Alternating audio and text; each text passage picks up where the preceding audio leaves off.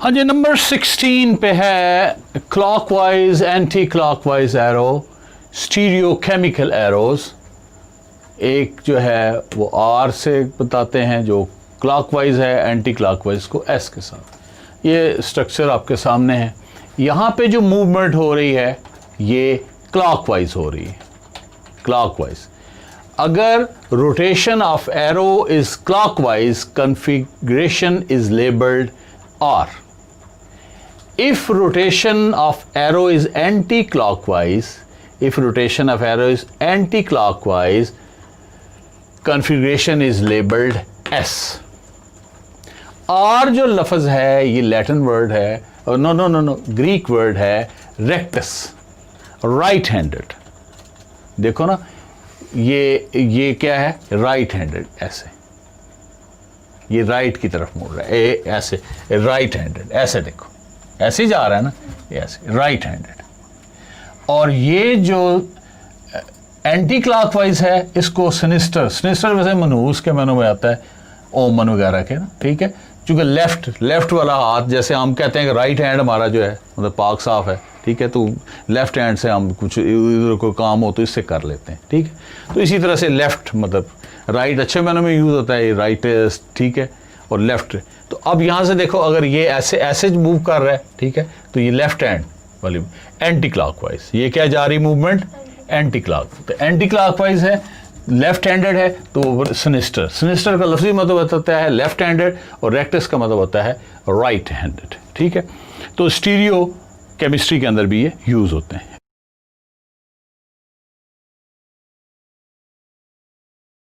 Wavy arrows यानी ऐसे wave की, लाइक वेव, ठीक है।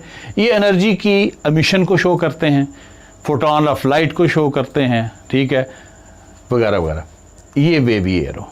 फॉर एग्जांपल ये हमारे पास हाइड्रोजन है जिसमें इलेक्ट्रॉन जो है वो एक्साइटेड हाइड्रोजन है, दूसरे ऑर्बिट में गया हुआ। ज़ाहिर है दूसरे ऑर्बिट में ज़्यादा देर तो नहीं रहेगा ना, नैनो सेकंड ही रह सकता है, और उसके बाद वापस ओरिजिनल अपने ऑर्बिट में आ गया। तो ये एनर्जी ये लूज़ करेगा, ये जो एनर्जी लूज़ करेगा ये रेडिएशंस की सूरत में बाहर निकल जाएगी, एच नू से बाहर। तो यानी ये एनर्जी बीच में से निकल गई in the form of radiation. तो ये रेडिएशंस को, एनर्जी के एमिशंस को, फोटोन वगैरह को शो करने के लिए ये वेवी एरो यूज़ होता है। ये अब ग्राउंड स्टेट में हाइड्रोजन आ गई, ये क्या थी, एक्साइटेड, ठीक है। एक्साइटेड में आपको पता, फिर दूसरे शैल, तीसरे, चौथे, पांचवें, छठे, सातवें वो आते हैं, और फिर ऊपर भी जाते हैं, और लोअर शैल, फर्स्ट शैल में भी वापस आते हैं, या और भी बड़ी चीज़ें।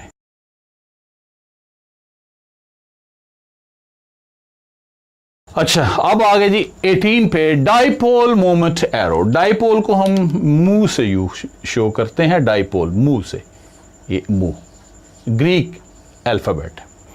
अगर दो एटम्स के दरमियान इलेक्ट्रोनेगेटिविटी 0.5 से 2 के दरमियान हो, फॉर एग्जांपल ये HCl है, इसकी हाइड्रोजन की 2.1 है और इसकी 3 है, तो इनका डिफरेंस कितना आ गया, कितना डिफरेंस हो गया, 0.9 का।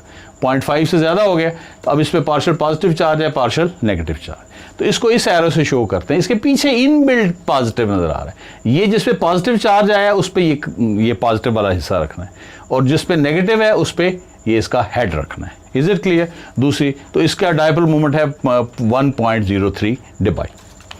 अब दूसरी हमारे पास एग्जांपल है पानी की, हाइड्रोजन और ऑक्सीजन है। हाइड्रोजन का है 2.1 इलेक्ट्रोनेगेटिविटी, ऑक्सीजन की 3.5 इलेक्ट्रोनेगेटिविटी है।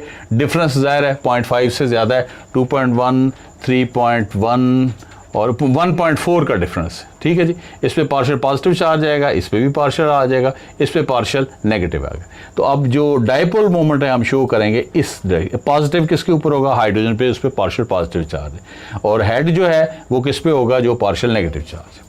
तो ये पानी की जो डाइपोल मोमेंट है वो 1.85 डिबाई, बहुत ज़्यादा। अच्छा, अब ये CO2 है, दिस इज CO2।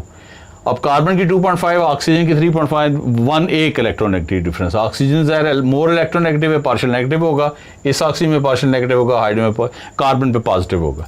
तो ये एरो पॉजिटिव से नेगेटिव तरफ जा रहा है, हेड जा रहा है ऑक्सीजन की तरफ, और पॉजिटिव रह रहा है कार्बन के ऊपर, चूंकि उसके ऊपर positive charge.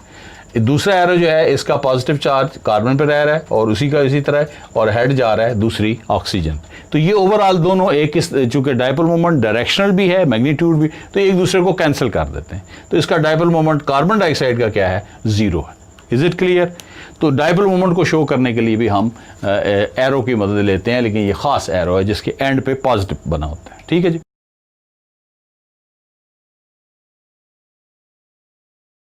Then there is a multiple step arrows, multiple steps arrows, कई है, 3 एरोज ये शो करते हैं। ये शो करते हैं कि जो एक रिएक्शन है वो एक स्टेप में नहीं कई स्टेप्स में हुआ है। मतलब फॉर एग्जांपल हमने ये है ऑर्थोहाइड्रोक्सी बेंजल्डिहाइड, तो एथाइलिन डाइअमाइन के साथ रेड किया करके ये कंपाउंड लंबा चौड़ा जो बन गया। अच्छा, अब ये अंदाज़ा करो ये 2 चीज़ों से इतना लंबा चौड़ा कंपाउंड, ऊपर मैंने वो लाइन नोटेशन इसलिए यूज़ की है जगह बचाने के लिए, नहीं तो ये बहुत बड़ा हो जाना था। तो इधर से इधर पहुंचने में क्या ख्याल है, एक स्टेप में नहीं, वो कहता है 1 नहीं 2 नहीं 3, ये मल्टी स्टेप्स में। 3 से बड़ा 3 ही स्टेप नहीं है, मल्टी स्टेप्स, यानी 2 3 4 5 6। ठीक है, यानी ये चीज़ इसमें तब्दील हो गई। लेकिन हुई क्या है, इंफॉर्मेशन क्या दे रहा है, इन मल्टीपल स्टेप्स, कई स्टेप्स में हुई भाईजान, एकदम नहीं कम हुआ है इस तरह। ठीक है जी। इधर आप रख दें कौ, इधर आप रख दें कौ, इधर रख दें कबाब। अब कौ पहले कटेगी, गोश्त बनेगा, कसाई के पास जाए, स्टेप कसाई से फिर आप खरीद करें, दूसरे स्टेप फिर वो कटेगा, फिर माम उसको कीमा शीमा बनाएगी, उसको साफ़ करेगी, वो कितने स्टेप में, इधर कबाब आ गए। तो आप उसमें बना सकते हैं कौ से कबाब क्या है, multi steps involved. Is it clear? आपको बात समझ आई? आपको बात समझ आती ही डेली लाइफ एग्जाम्पल से, क्योंकि वो आपके करीब होती है, देखी होती है।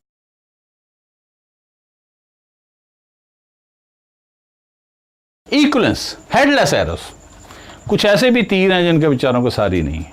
ठीक है, तो ये 3 लाइन हैं स्टॉक टॉप, ऐसे जैसे स्टॉक किया होता है एक दूसरे के ऊपर। ये शो करती हैं equivalence of structure drawn differently, यानी 2 स्ट्रक्चर डिफरेंट लग रहे हैं आपको, ड्रॉ आपने डिफरेंटली किए हुए हैं, लेकिन हकीकत में क्या है, वो एक है। मसलन ये बहुत दफ़ा ये लोग घबरा जाते हैं, ये एसिटिक एनहाइड्राइड है, एक उसको यूं भी करके लिखते हैं। ठीक है जी, और ये भी क्या है, एसिटिक एनहाइड्राइड, सेम चीज़ है। ये देखो CH3, ये CH3, ये C और O, ये C और O, ये O, ये O, ये C और O, ये C और O, ये CH3 और ये सेम यानी चीज़ है, लेकिन स्ट्रक्चर क्या है, डिफरेंट है। तो इनको ये इक्विवेलेंट है, इक्विवेलेंट का मतलब मसावी, तो इसलिए इसको हम ये 3 स्टॉक लाइन से शो करते हैं हेडलेस। क्योंकि ज़ाहिर है कोई चीज़ इधर नहीं जा रही, इधर से कोई इधर नहीं जा रही, इसलिए हेड तो शो करता है कि ये इधर मूवमेंट को शो करता है, डायरेक्शन को शो करता है और मूवमेंट को गो को शो करता है। Anyhow, I have just explained 20 arrows which are used in chemistry, especially in organic chemistry. Hope you have enjoyed it. Any question? There are still many more, but these 20s are enough. Thank you for paying attention.